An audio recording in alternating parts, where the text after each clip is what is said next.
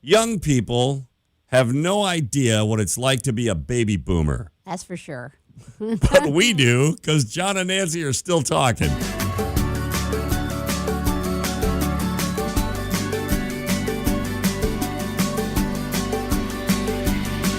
So this is so funny. This is kind of like one of those get off of my lawn discussions. Yeah. But or a bunch of baby boomers sitting around a fireplace going, kids these days. But although you're a baby boomer, I'm not quite a baby boomer, but even so, you're pretty close. Pre-computer, you know what I mean? Yeah, pre-computer. That's kind of how I'd say.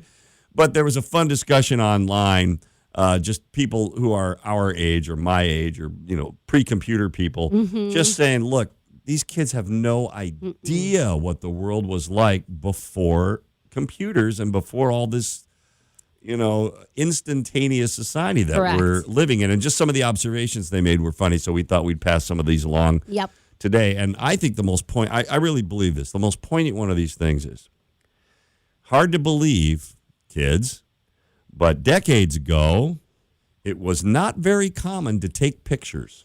It was not. It was not common. I mean, you might have had a Polaroid, but if you're at a regular camera, you take your picture, you take the film out, you take it in to get developed, you get it back, then there's like 7 pictures that are not good, and you have maybe 5 pictures left. I mean, there's online, it says, like, we would go on vacations and not take one single picture. Correct. He goes, we would go months without taking a single picture of anybody in our family. Yeah. Which was so true. And I'm in the generation that's even before the Polaroids, right? So you take a picture, and what was a roll of film? Did you have 20 pictures on a roll of film? I don't think so. I don't think maybe so. 10. Yeah, 10 or 12. Or when it first started, right. And then you'd have to go to the photomat or the pharmacy and turn them in there, and then you never knew who was looking at your pictures, right? But also you just didn't gravitate back to them very often. So there wasn't like this constant looking. Where you can go through your pictures. Yeah, there wasn't a constant looking of that stuff. Right. And that is such a time filler now for younger people. Scrolling through pictures. Enormous time filler. Well, and it's not just that. The taking of pictures has now become a form of communication, right? Mm-hmm. So the reason you take pictures isn't to keep them forever. It's to show somebody instantly what you're doing. John takes a picture of his dinner and sends it to me. I do. Because you guys know that I'm interested in what people are eating. I'm not saying that the kids are wrong on everything. I like that. I do like taking pictures of food and send them to Nancy. Yeah, that's what we just do. But it's like concert. It's like people will stand there at a concert and constantly hold their phone in front of their face instead of just enjoying the music. Good point. And so I would say that's annoying. You shouldn't do that. And they'll look back at me and go, okay, boomer, why did you stand there with your cigarette lighter in the air like an idiot? You could have killed everybody in the room. True, touche, but it sure was fun. Right. Something else on this list is something that's very recent. It's FOMO, right?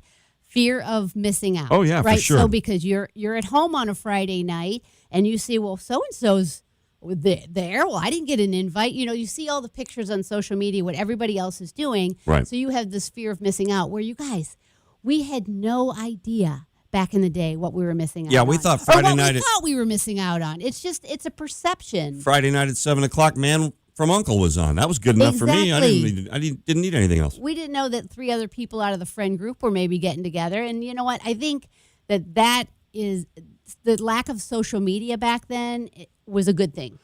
Well, it was a good thing. I mean, social media is misnamed in a way. It is social in that there are lots of people involved in it, kind of quasi-talking to each other, but it's antisocial in a lot of ways because you don't actually have to go out and socialize to use it.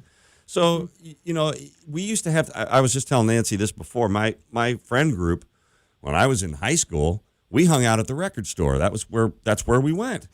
And, because we were all into music, and you would hear the music first because it would come into the record store.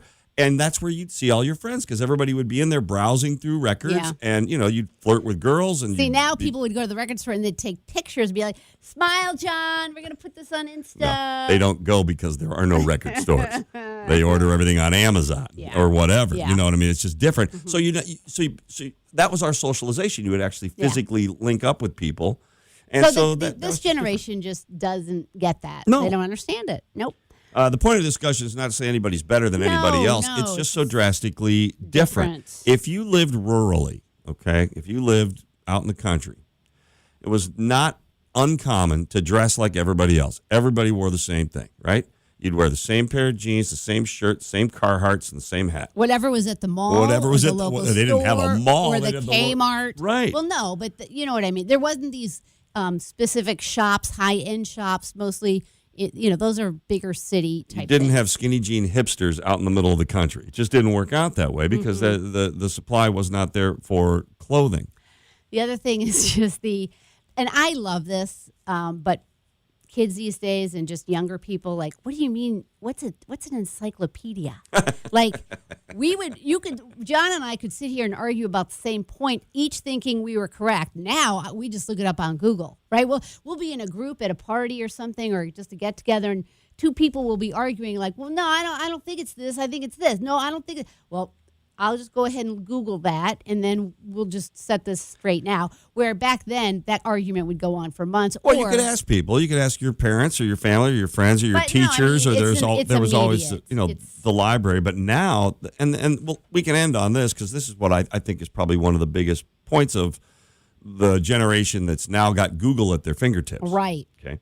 So first of all, everybody's an expert, which can get very annoying. If someone is trying to argue with you and they're holding their phone in front of their face while they're arguing a point with you, are you an expert or are you just Googling? Well, you're Googling. Right. I think that's fine, though. But it's fine, except that, and it's just the same problem that people have with artificial intelligence, right? So artificial intelligence is not generating new ideas. It's going out across the vast web and it's cherry picking ideas that are already out there and then bringing them to you in a new form. But all the ideas have already been had. That's what it does. It's out there cherry picking ideas. So I think it's healthier to find your own answers. If it takes a day and you have to actually explore it a little bit and talk to other human beings about it, then you get an original answer to your issue instead of just spouting someone else's answer. I mean, unless it's just then a that fact. conversation's over. You get no resolution because you probably won't come back to that. I'm not talking about necessarily resolutions. I'm just helping you grow as a person, helping people grow. New ideas come from within, right? They come from personalities bringing these new ideas up. Oh, you're going deep. Other than Okay. that, you're just regurgitating everybody else's stuff, and that doesn't really advance us very much. So anyway, that's my take on it. You could go and ask Google about it if you'd prefer. Yeah, and when I post this originally on our Facebook page, I'll post the link where we got it because there's a lot of other examples, and they're really great examples. And you're like, yeah, that's right, yeah. So you'll understand and relate to it a little bit better. Yeah, you don't even have to Google it because if you keep listening, we'll keep talking. we're always right. See you next time. Bye.